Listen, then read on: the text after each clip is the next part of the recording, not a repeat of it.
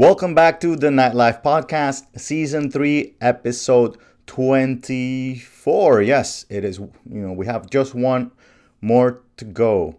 Guys, I don't want to waste much of your time as I don't want to waste much of my guests' time today. So I don't want to, keep you guys waiting. I just want to bring him right along and we're going to dive right into this interview. Nico. Hey, how are you?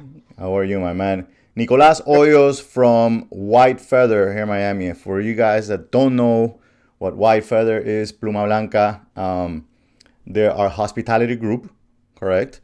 And they're better known for, now they're better known for El Patio. But I would love for Nico to tell you a little bit about, the venues that you've been involved with, a little bit of the trajectory or where you guys are at today. Hey, how you doing? Well, I don't know how back you want to go. No. I mean, ideally, bro, you're a piece of history in the city and outside. So when it comes to nightlife, I know a lot of people want to hear about Macondo days and whatever the beginning was. I don't even think I know what the beginning really was. Well, actually, I started.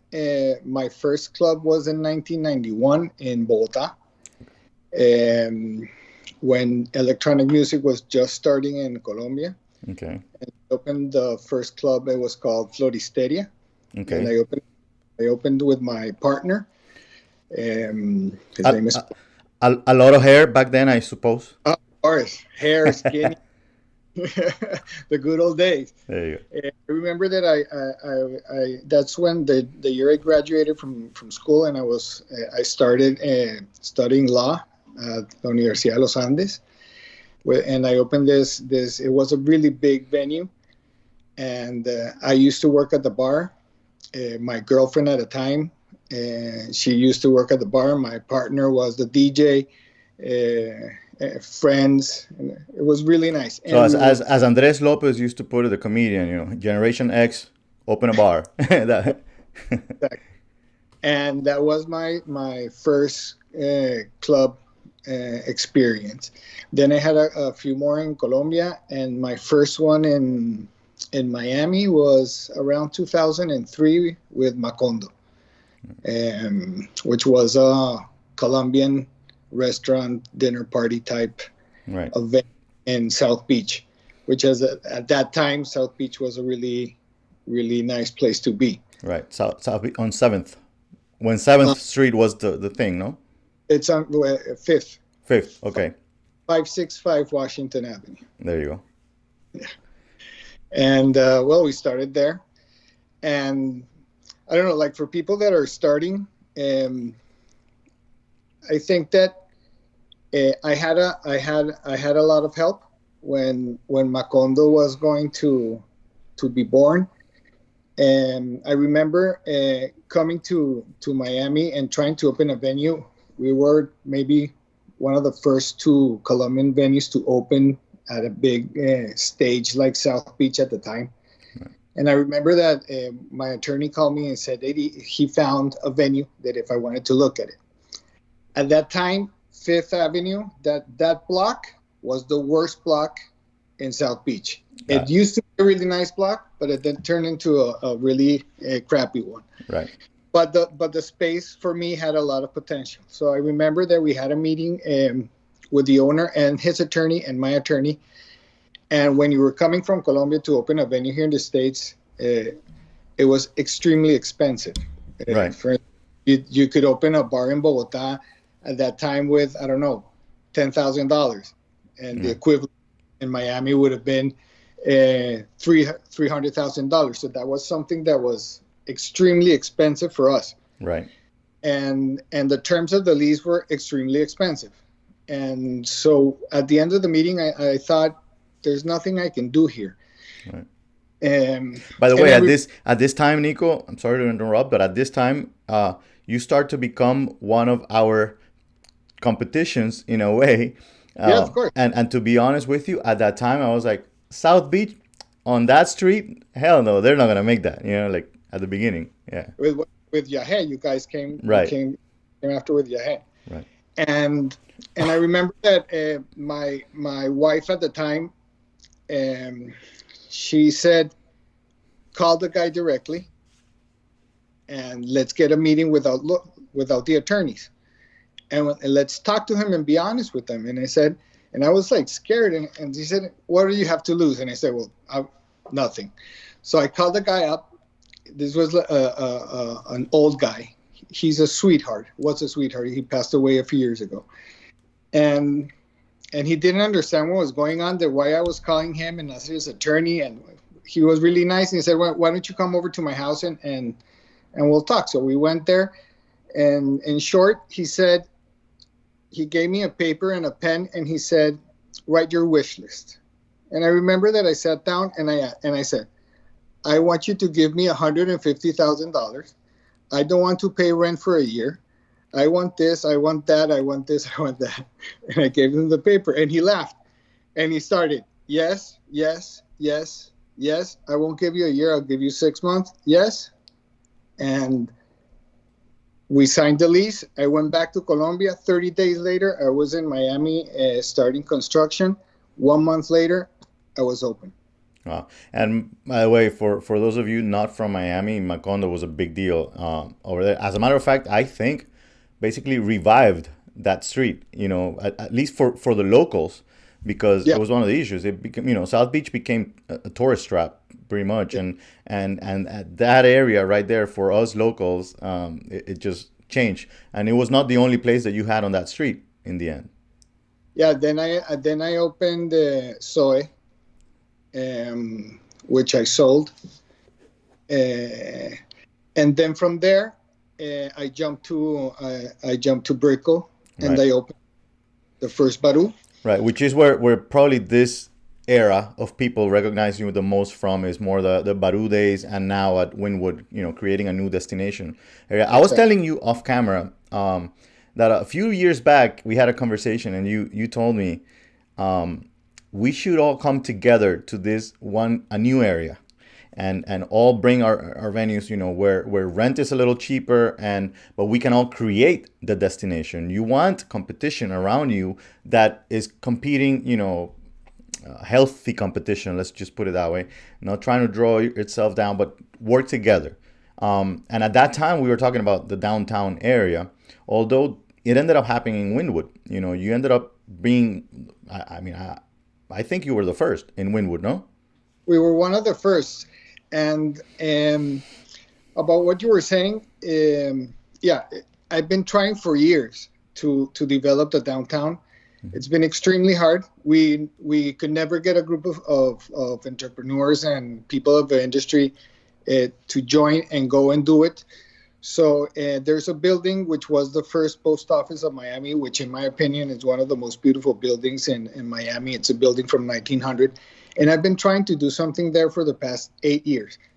Eventually, the building has changed hands, and it was bought by a group called Istanbul. They're these guys from Venezuela, which are pretty cool, and they think out of the box. And I met with them, and they said, we would like you to open a venue in the attic, in the last floor. And I said, I think that's really cool, but I don't think that's the solution, or that can work. I think what we need to do, and what I've been trying to do, is a cluster of entertainment within the downtown. Because if you're an isolated bar, it's very hard to pull the crowd and to pull the people. Right. But if you have a cluster of 6-7 venues within a very short distance, right, it's viable that it works. And I told them, let me come up with a few concepts for the entire building, and we'll go from there. So we came up with my company, which is White Feather, my partner Catalina, which you've interviewed before, right, and my partner who is Beto, which I think you also know. Yeah. And we developed these 6 concepts for the building, and they loved it. And we started this project 2 years ago, and we're almost finished with the attic, which is called, which is a high-end Latin bar, right, and it's inspired in El Pavo Real, the bird. It's, The Peacock. So by the way, that's another thing I want to get into after when you're done with the describing all these concepts is you and Beto, the two of you, like you guys are seriously creative, you know, and I think that has a lot to do with the success that you guys have had in all the venues, the ones that you are still in, and the ones that you're not part of anymore that continue to be out there.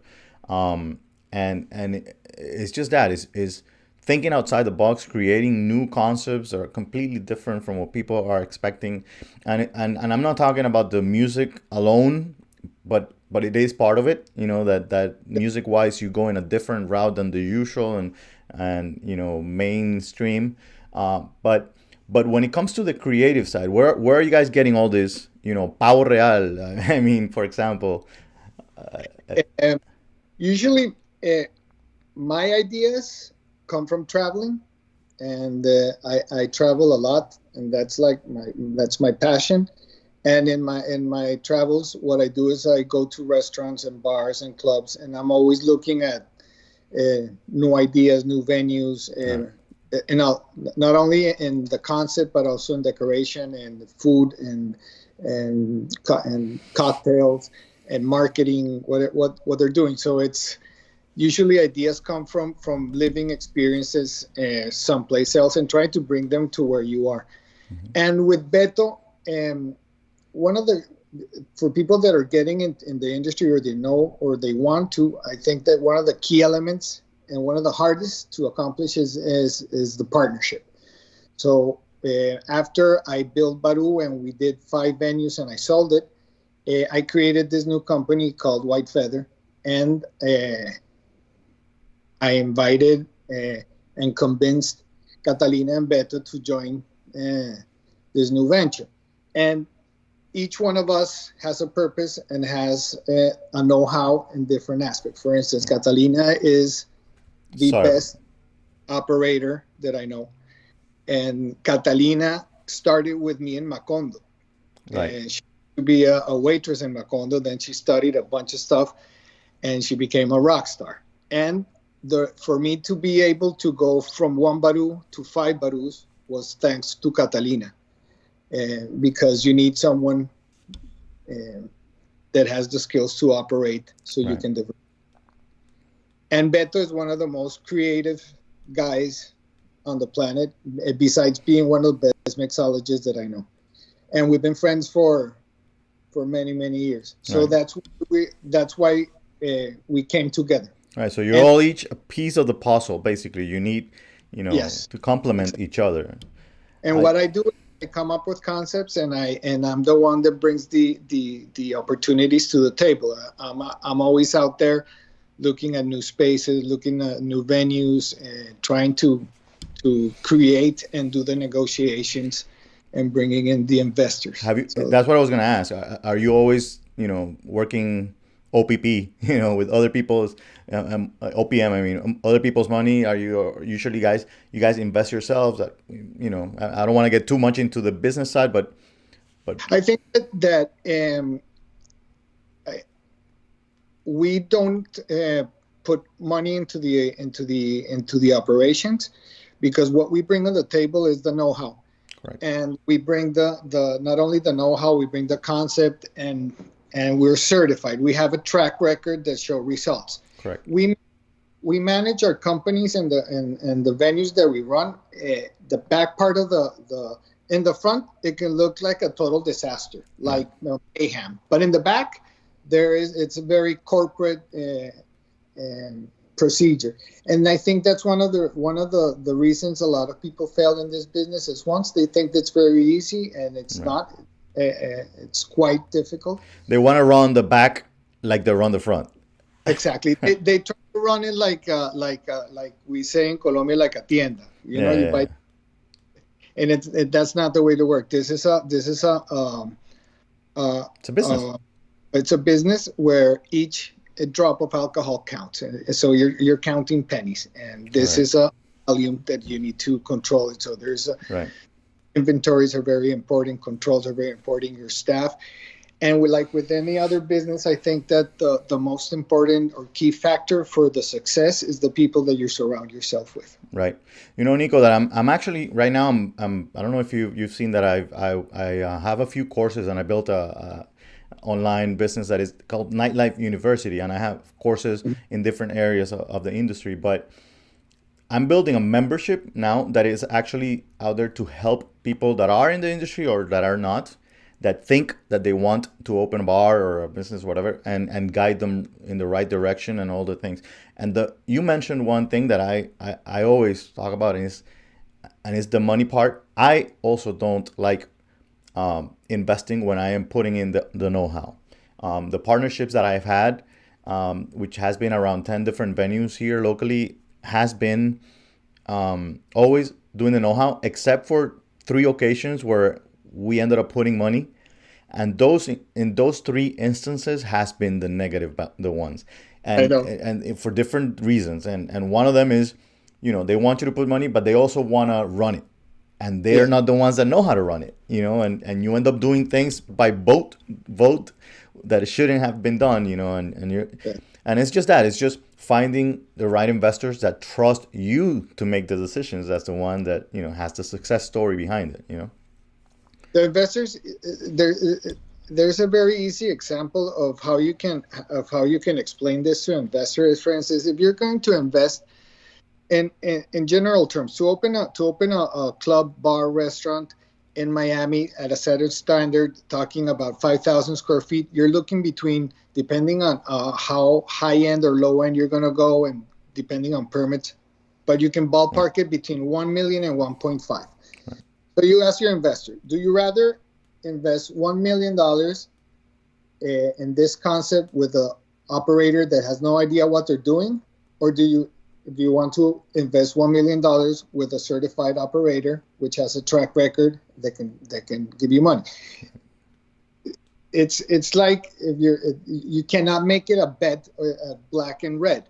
Right. You have to, if you're betting on one side, you're leaving it to chance. If you put it on the other side, although there are no guarantees whatsoever, and I always explain this to my investors.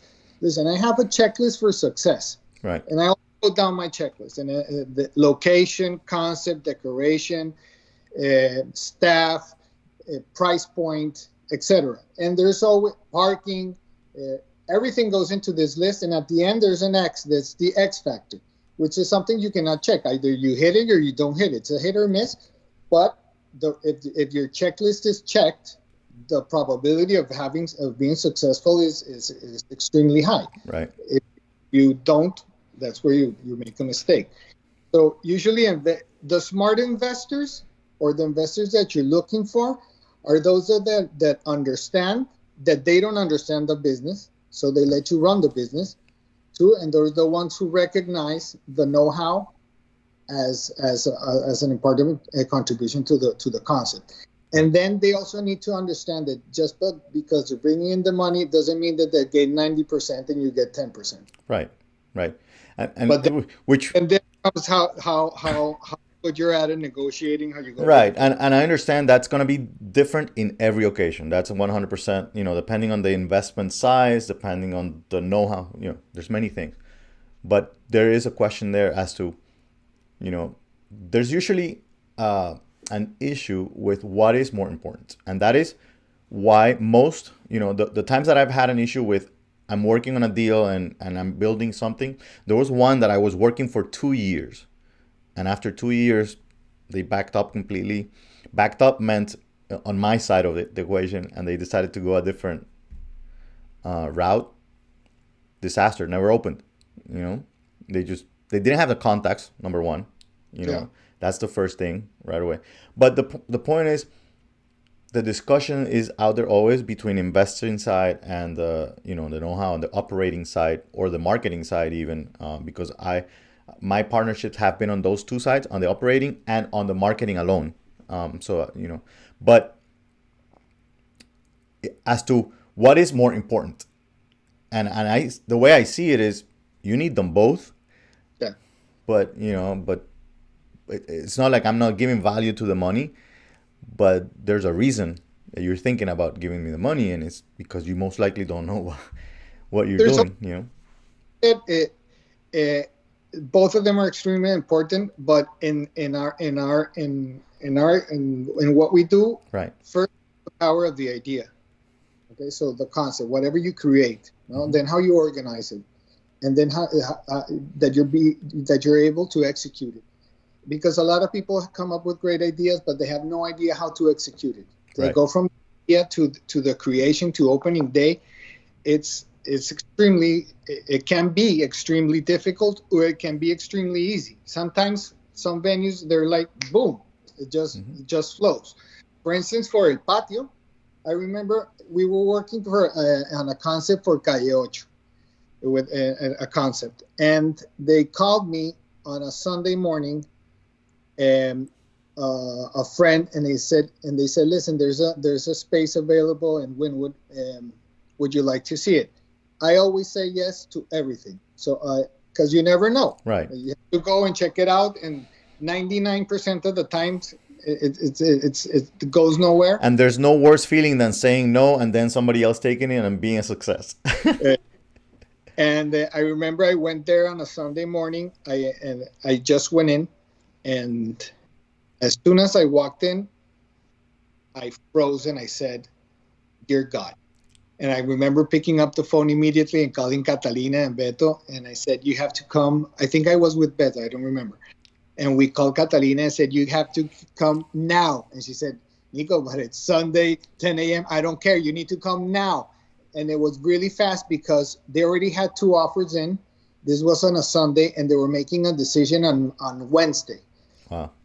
So when Catalina came and she saw it, she said, "Oh my God, now I understand."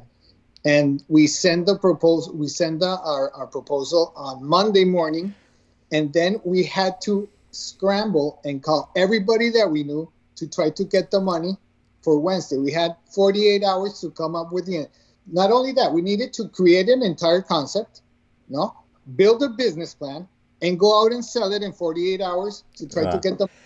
And okay, so wait, so El Patio, when you fall in love with the venue, you did not have the concept ready before. We didn't have the concept. We didn't have anything, and we had 48 hours to execute. Wow. Did it look like what it is already, or like? No, actually, El Patio was not called El Patio. We came up when we went out to sell it. It was called Bomboni. Okay. So it was a concept based on rabbits. Okay. It was like Alice in Wonderland, with rabbit type stuff, and that's how we went out and sold it. Okay. And then to the investors, and then we got our investor, and during the process, after we won the bid for the space, we started working everything that needs to be done to create it. And I remember that I woke up one day, and I called my partners, and I told them, "No, it's not Bomboni. That's not the way to go." He said, "What are you talking about?" "No, it has to be called El Patio." He said, "Are you crazy? What are we going to tell the investor?" And he said, "He has to trust us. I mean, it's Bomboni. It's not the way. It has to be El Patio." And I explained my idea to them, and then I started bouncing off ideas with Beto, and El Patio was born. Yeah. Totally different to what we were doing. We already created a logo, a brand. We already designed the space. We had done everything, and I just woke up and I said, "No." Is Bomboni something that may happen later, or did somebody already take over that idea?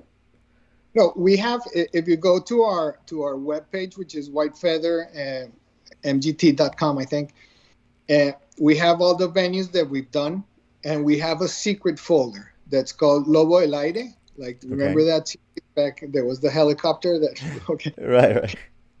And that's like a secret icon that we have with Beto in our webpage of all the concepts that we have invented, and that we either haven't found a venue for them yet, or we started working on them and we couldn't do them, and they stay there. And eventually they pop up. For instance, now the one now that we're opening the 7 venues in downtown, a lot of them were in we have had thought of them before, and we adapted them to the new space. Right. So the downtown location, you were saying that it's 7 different things in one. Is that what I heard right? Yes. Okay, so So so as in the attic, it's called La Real, which is the high-end Latin bar. On the third floor, that which is the only floor that's not ours. It's from Biscayne Brewery. They're mhm, going to have their brewery there with a like a beer garden. right, Then on the second floor, we have a concept called Nomada, which is like a drinkery bazaar. You go in through a bazaar. We went to Morocco and we bought all the decoration over there. We brought it in a container. So it's like going into a market. You buy whatever you want. I mean, like since we have a full liquor license, you can buy a bottle of scotch or a bottle of wine or a bottle of tequila, whatever. And you're gonna have breads and uh, ham, cheeses, and that right. stuff. And then the area where you sit down is like a lounge, a Moroccan lounge.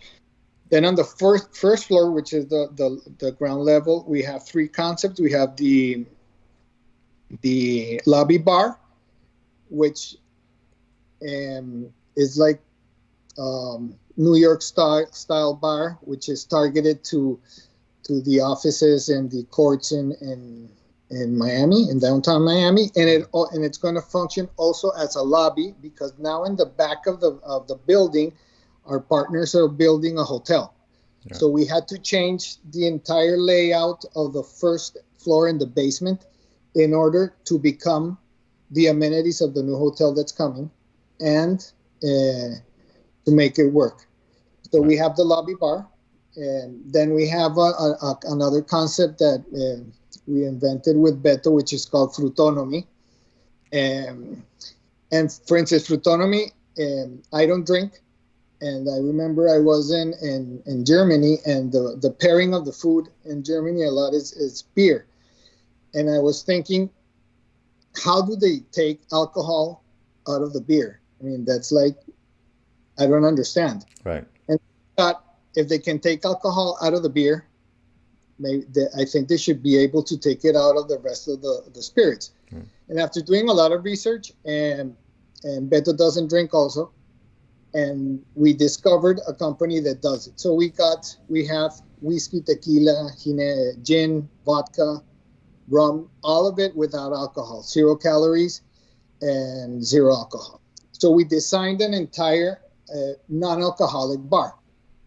It's like a juice bar, but it's not. Right. So venue it's imagine a little bit like Faena, but much more tropical. And it's a place. It's like a healthy bar because here in Miami you have both worlds, like the really party world and the really Right. healthy. So Right. we're trying to give this a try, and but it works exactly like a regular bar. It has a DJ. It has happy hour. And it's the same, just in a non-alcoholic way.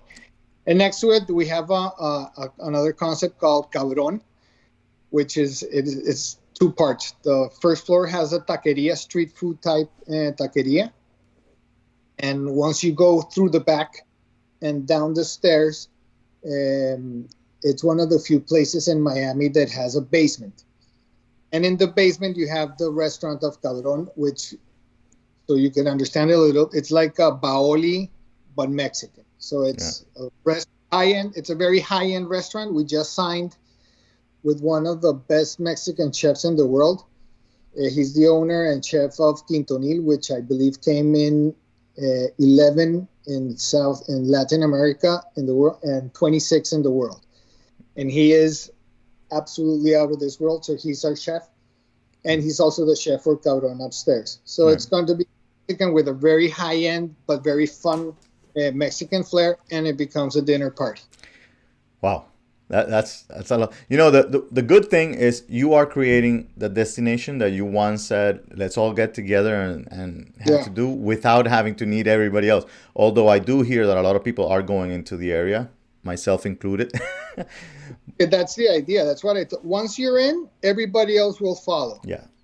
Because and the way I see it, Wynwood right now, although it's very successful and it's very popular, I don't know if you're aware, but before we had the COVID-19 pandemic start, we were having huge problems with the city of Miami regarding The hours. code hours and noise ordinance. Mm-hmm. And it was because of that.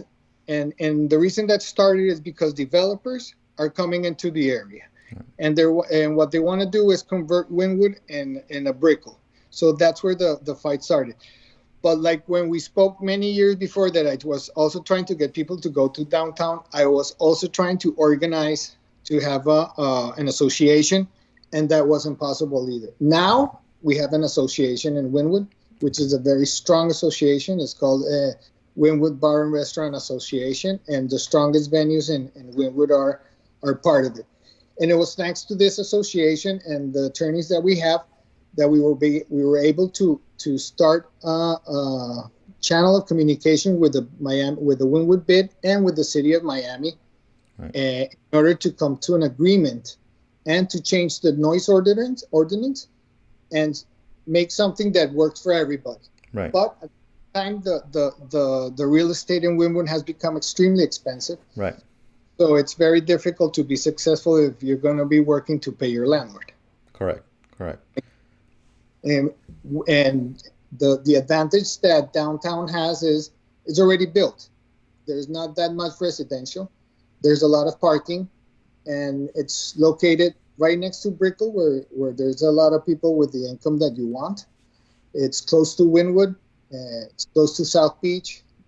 Right. And I think it's beautiful. My dream is to make downtown Miami like what happened to downtown LA. I don't know. The downtown LA many years ago was exactly like Miami. It was ghost town. Right. After 5 p.m. And now it's one of the hippest neighborhoods in LA. It's downtown LA. So